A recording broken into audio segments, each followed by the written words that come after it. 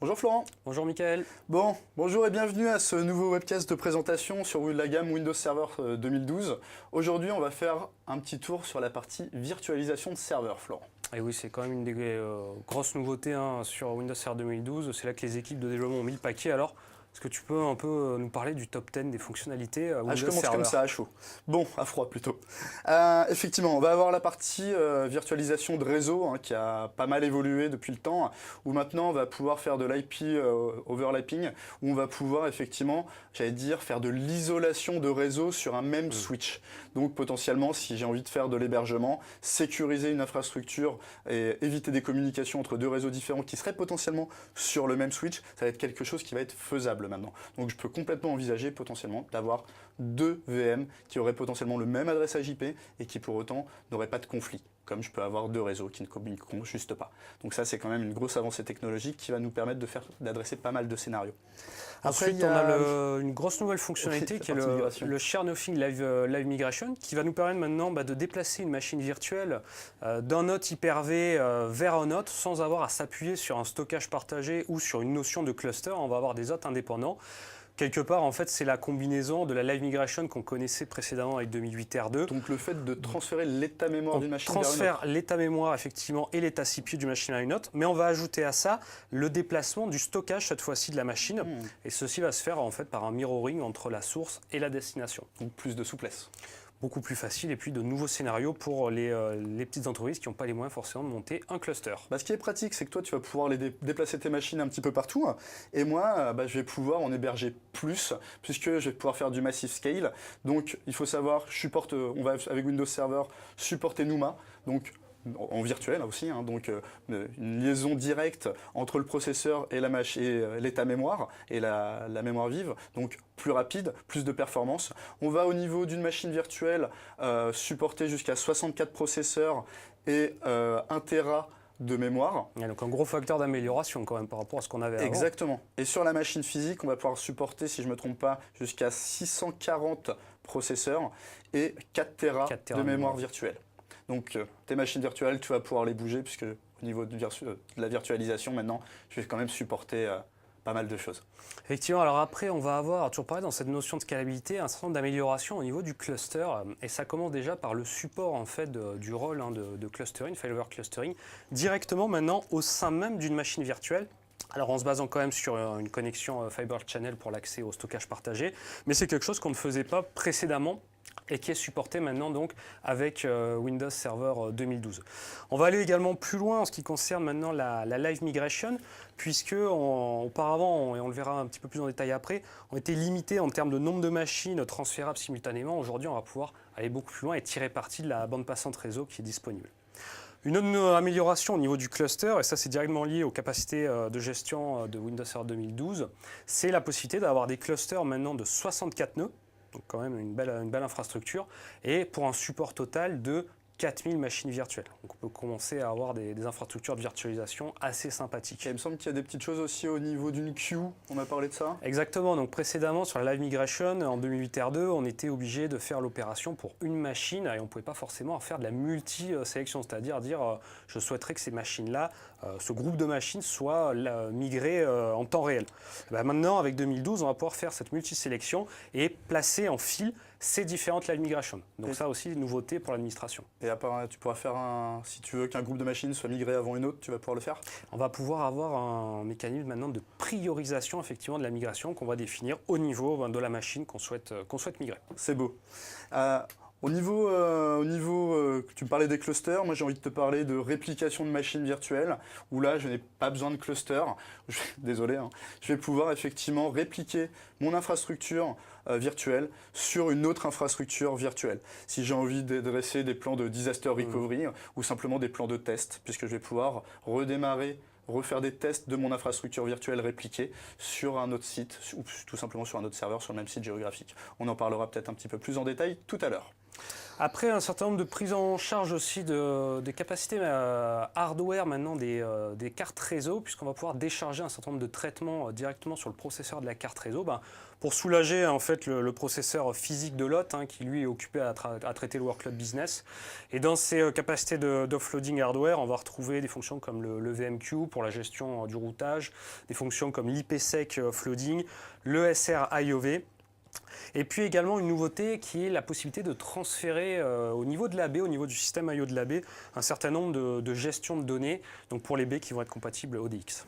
D'accord. Au niveau, on va rester au niveau des baies, on va avoir le Virtual Fiber Channel, maintenant qui va nous permettre au niveau de la machine virtuelle d'avoir jusqu'à 4 ports HBA qui vont avoir une communication directe avec les cartes physiques qu'on va avoir sur l'hôte et qui vont nous permettre donc du coup d'avoir une communication directe en pass-through, si je puis dire, d'une certaine façon, entre la machine virtuelle et le support de stockage qui supporte le Fiber Channel. Évidemment. Alors, une nouveauté, tu as commencé un peu à en parler tout à l'heure, et on va revenir maintenant dessus, qui est le support de NUMA. Alors NUMA, effectivement, on supportait déjà au niveau de l'hôte physique, mais maintenant on va aller plus loin puisqu'on va le supporter en virtuel. Alors juste pour repréciser quand même ce qu'est NUMA, NUMA ça fait référence en fait dans les architectures multiprocesseurs au temps en fait que met le processeur à accéder à sa mémoire. Dans les architectures NUMA, on va retrouver en fait une configuration qui fait que les processeurs vont avoir quelque part des bancs mémoire dits locaux qui vont être directement accessibles par ce processeur-là, et d'autres donc qui vont être distants, qui seront attachés à d'autres processeurs. Le principe de NUMA, c'est d'essayer justement de faire le dispatch des ressources de traitement de telle sorte qu'on va essayer d'utiliser au maximum la mémoire locale, évidemment, pour gagner en performance. Et on a un certain nombre de workloads, par exemple comme SQL Server, qui savent très bien tirer parti des architectures NUMA, et donc à partir du moment où la machine virtuelle est quelque part NUMA-aware, consciente de cette architecture, pour l'allocation de thread ou tout simplement l'allocation de mémoire, on va y avoir beaucoup plus de performance à travailler avec les topologies NUMA. Donc grosse recommandation d'avoir du SQL en virtuel sur du NUMA, et j'en parlais dans un précédent webcast, IIS également, qui va être, j'allais dire... NUMA aware, NUMA pour aware, rester pour reprendre dans tes dans ce monde anglophone. Exactement. Et donc du coup, on va pouvoir gérer effectivement énormément de consommation au niveau des sites IIS. Alors, runtime memory configuration, qu'est-ce qui se cache derrière ça? Alors ça, c'est... tu as déjà entendu parler du Dynamic Memory? Oui, je crois que c'est arrivé avec 2008 R2. Exactement. Où tu avais la possibilité de définir, j'allais dire, une capacité mémoire minimale et une capacité mémoire maximum. D'accord. On définit des bornes en fait. Exactement. Donc ta machine virtuelle consommait le minimum et en fonction des ressources qu'elle avait besoin, on lui réservait de la mémoire et on pouvait prendre de plus en plus d'espace au niveau de la mémoire vive. Et quand elle n'en avait plus besoin, on libérait, ce qui permettait d'avoir une meilleure gestion au global pour ne pas consommer toute l'intégralité des ressources. Puis une meilleure densité aussi de VM, on pouvait du coup potentiellement faire tourner plus de VM. Exactement. En même temps. Maintenant, potentiellement une infrastructure, j'allais dire, bien dimensionnée au niveau virtuel, se retrouve avec une bonne dimension au niveau physique, et normalement on n'est pas censé forcément jouer avec ça, mais c'est vrai que ça donne beaucoup plus de souplesse.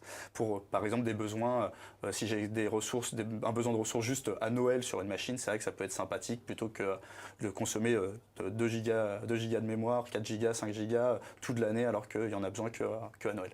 Effectivement. Cet état mémoire, justement, si j'avais envie de le changer juste pour Noël, à l'époque, en 2008 RD, je devais éteindre cette machine virtuelle pour redéfinir, justement, comme tu disais, les bornes de dimensionnement de cette mémoire. Maintenant, avec cette partie Runtime Memory Configuration, je n'ai plus besoin d'éteindre mes machines, je vais pouvoir redéfinir la taille, les bornes de ce Dynamic Memory en real-time à chaud. D'accord. Pendant l'exécution de la VM, c'est modifiable. Exactement. Tu as tout compris.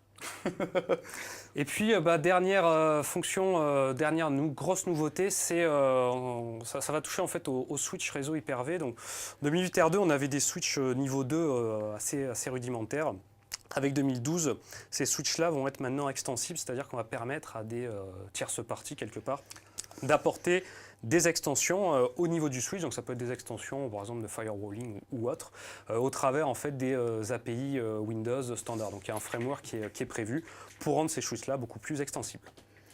Eh bien c'est parfait, merci pour ce petit tour. Et je te propose maintenant de nous dire pourquoi potentiellement en termes de métriques, on serait meilleur que VMware. Alors, on va parler un peu chiffres, hein. C'est que j'aime bien les chiffres. Et on a effectivement souvent été challengé, embêté, parce qu'on nous disait VMware, ok, ils vont gérer tant de processeurs virtuels, tant de mémoire par machine. Bon, ok, sur 2002, c'était assez limité. On a réglé le problème. On a réglé le problème avec un certain nombre d'améliorations, comme vous pouvez le voir sur l'écran. Je pense que les plus parlantes sont en termes de nombre de processeurs virtuels supportés par machine. On va aller maintenant jusqu'à 64. La mémoire vive, on va pouvoir monter jusqu'à 1 Tera de mémoire par machine virtuelle. Et puis également sur le stockage, sur la taille des disques durs virtuels, on va passer de 2 Tera en 2002 à un disque dur virtuel qui va pouvoir monter jusqu'à 64 Tera. Et c'est un disque dur virtuel d'ailleurs qui prend un nouveau format, puisque maintenant on va être sur le format VHDX. Voilà, donc on a rajouté une lettre. Heureusement, il n'y a pas qu'une lettre derrière. On a également un certain nombre d'améliorations qui concernent notamment la résilience, donc avec une structure de métadonnées qui nous permet quelque part de pallier à des problèmes de corruption et d'avoir un état sain du disque. Merci beaucoup pour ce petit résumé. Ce que je te propose maintenant, c'est qu'on va faire un petit point sur donc effectivement les améliorations sur la live migration. Donc je tenais à noter moi ce que j'avais compris de la live migration et je te propose d'aller un petit peu plus loin. Eh ben dis-moi tout. Au niveau de la live migration, pas besoin de cluster. Plus besoin de cluster. Plus forcément besoin de cluster. Effectivement, on l'a vu tout à l'heure qu'on pouvait garder le cluster pour avoir le système de queue. Maintenant, on va plus avoir forcément besoin du cluster. On va pouvoir bouger donc un état mémoire, on va pouvoir bouger du stockage et tout ça en fait n'est pas là pour de la tolérance aux pannes mais vraiment là pour la planification d'une maintenance. Oui, tout à fait, c'est le principe donc de la live migration, comme on le disait depuis 2008 déjà, 2008 R2. C'est de nouveaux scénarios maintenant qui sont disponibles, notamment en fait la capacité pour des entreprises qui n'ont pas forcément de stockage partagé, de dire ok, j'ai besoin de déplacer ma machine, j'ai besoin de déplacer son VHD, son VHDX, je vais pouvoir mirrorer le stockage, je vais pouvoir déplacer ta mémoire entre des autres.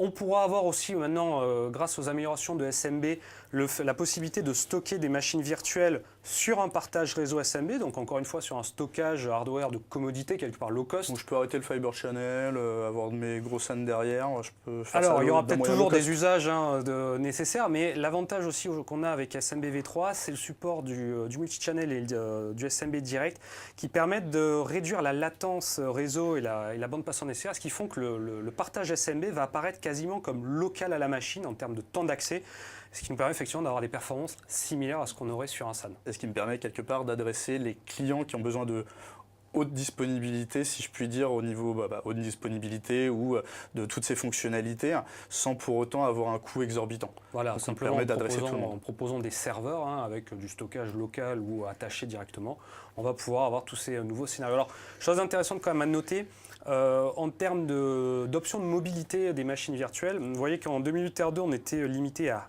une machine déplaçable finalement simultanément. Donc, peu importe quelque part la bande passante de réseau que j'avais, je ne la consommais pas. En 2012, on va pouvoir tirer parti de toute la bande passante réseau disponible puisque je peux déplacer de façon illimitée mes machines virtuelles. Et au passage, évidemment, on se rend compte qu'on est un petit peu mieux que VMware là-dessus, puisqu'on n'a pas de limitation, nous. Ouais, je vois très bien qu'on n'a pas de limitation. Eux, ils étaient meilleurs que nous sur 2008 R2, on est meilleurs qu'eux, puisque du coup, on n'a plus de contraintes. Et que nous, on fait du Share Nothing Live Migration, déplaçage du stockage et de la mémoire sans pour autant avoir quoi que ce soit de partagé. Pas de configuration au niveau matériel identique, deux serveurs complètement différents et on va pouvoir bouger les machines de l'un à l'autre. Un câble réseau entre les deux. Ça, effectivement, je vois qu'ils ne le font pas. Et qu'au niveau de la virtualisation des réseaux, comme tu nous disais tout à l'heure avec les add-ons, c'est quelque chose qui nécessite de passer par des partenaires, alors que nous, effectivement, tout est directement inclus dans le produit. Pas besoin de licence supplémentaire, pas besoin de logiciel supplémentaire. C'est vraiment quelque chose qui est de base. Qui est de base dans le produit. En parlant de tout ça, de choses qui sont de base dans le produit, où on n'a pas besoin de passer par des partenaires, on a aussi une nouvelle fonctionnalité, donc je te propose de nous la décrire un petit peu plus en détail, c'est la partie réplication que j'ai citée tout à l'heure. Alors Hyper-V Replica, feature intégrée dans l'hyperviseur et qui est une fonctionnalité prévue pour les scénarios de reprise d'activité. Donc c'est typiquement, vous avez votre data center principal. Vous voulez pallier à un désastre et donc prévoir une reprise d'activité très très rapidement. en quelques instants et sans avoir forcément à s'appuyer de nouveau sur un stockage partagé ou sur un logiciel tierce partie. Et bien vous allez pouvoir très facilement mettre en œuvre le réplica dans Hyper-V puisque ça va se configurer au niveau de la machine virtuelle. Vous allez avoir une réplication périodique asynchrone qui va se faire soit sur HTTP, soit sur du HTTPS si on souhaite un peu plus sécuriser la communication. Et votre machine va être répliquée à distance sur un serveur, encore une fois, complètement indépendant. Alors ça, c'est intéressant puisque ce qu'on faisait auparavant, et ce qu'on était obligé de faire pour souvent avoir ce genre de scénario, c'était faire monter un géocluster, donc une partie logicielle qui s'appuyait sur les services Windows, plus une partie purement matérielle où on devait monter une réplication de B. Quelque chose le logiciel de réplication de B qui était quand même relativement coûteux. Le logiciel qui nécessitait un coût. Donc, ceci effectivement n'est plus forcément nécessaire. Alors, c'est pas qu'on va se faire mal voir par les constructeurs, c'est que surtout on va pouvoir adresser des nouveaux scénarios là où avant les clients ne pouvaient pas investir sur ces solutions-là. Avec Hyper-V Replica, maintenant, ça va permettre d'adresser des plans de reprise d'activité quelque part un petit peu low cost pour les entreprises qui veulent sécuriser leur data center sans avoir forcément des moyens de grandes multinationales à mettre en œuvre. Voilà, et s'il y a les moyens de multinationales, on garde effectivement les mêmes moyens qu'avant, à savoir qu'on va pouvoir faire ton géocluster. C'est des choses qui vont être complètement envisageables. Tout reste possible. Ça aussi, donc, ça va être dans les cas de recovery, mais on va également adresser les plans de test. Alors ça également, c'est quelque chose qui est de nouveau intégré de base dans Hyper-V. Vous n'avez pas besoin encore une fois de logiciel tiers, vous n'avez pas besoin forcément de Virtual Machine Manager pour ne pas le citer, puisque vous allez simplement arriver sur une machine virtuelle, clic droit, une machine virtuelle répliquée, et vous allez avoir une fonction de test failover qui va permettre en fait de remonter la machine virtuelle sur le serveur de réplica. Et la machine va être connectée simplement à un réseau privé pour éviter les conflits d'adresse IP ou de nom d'hôte. On va s'assurer que les applicatifs remontent bien, que tout fonctionne bien. Voilà, et typiquement, si admettons j'ai envie de tester un patch ou quelque chose, je vais pouvoir remonter cette infrastructure virtuelle qui va être isolée, tester quelques patchs. Si admettons je vois que la machine crash, effectivement je vais peut-être la retirer et je vais peut-être pas passer ça en prod. C'est des choses qui sont des scénarios qui sont complètement envisageables. Florent, je pense qu'on a fait un petit tour d'horizon justement sur cette partie nouveauté au niveau de la virtualisation. Et je propose à tous nos chers webcasters de suivre notre actualité donc, sur la partie Yammer. Et s'il y a des questions, n'hésitez pas à nous appeler encore une fois au niveau du service avant-vente, donc 09 110 01 90 90, puis le code 015 50 pour discuter avec nous en direct. Voilà, et si vous avez des questions et que vous ne voulez pas forcément utiliser votre forfait téléphonique, restez connectés sur Yammer, posez-nous nos questions, on reste réactifs et on essaie d'adresser tout ça. Et une bonne journée. Merci, à bientôt.